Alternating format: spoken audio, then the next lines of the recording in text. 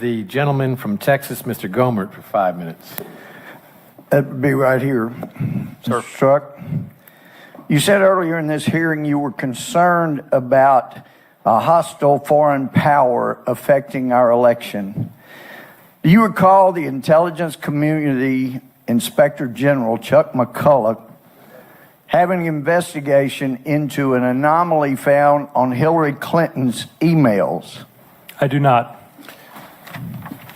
Well, let me refresh your recollection. The Intelligence Community Inspector General, Chuck McCulloch, sent his investigator, Frank Rucker, along with an ICIG attorney, Jeanette McMillan, to brief you and Dean Chappelle and two other FBI personnel that I won't name at this time about an anomaly they had found on Hillary Clinton's emails that were going to and from the private unauthorized server that you were supposed to be investigating. Now, do you remember it?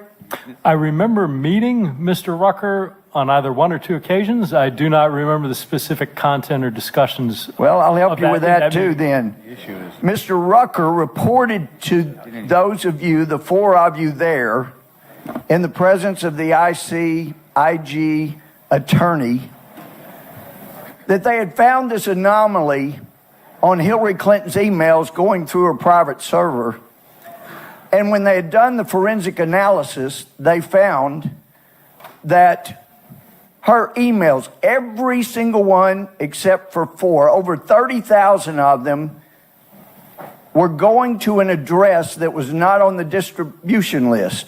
It was a compartmentalized bit of information that was sending it to an unauthorized source. Do you recall that? Sir, I don't. Well, he went on to explain it, and you didn't say anything. No. You thanked him, you shook his hand, but the problem was that it was going to an unauthorized source that was a foreign entity unrelated to Russia. And from what you've said here, you did nothing more than nod and shake the man's hand when you didn't seem to be all that concerned about our national integrity of our election when it was involving Hillary Clinton. So the forensic examination was done by the ICIG, and they can document that.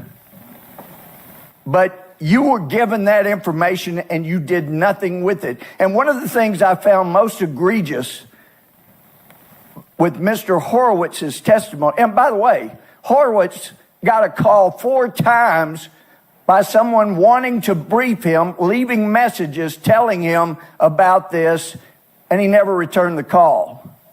He had 500 pages of bias that he gave us, and then he threw a bone to the Democrats and said, but we can't find bias.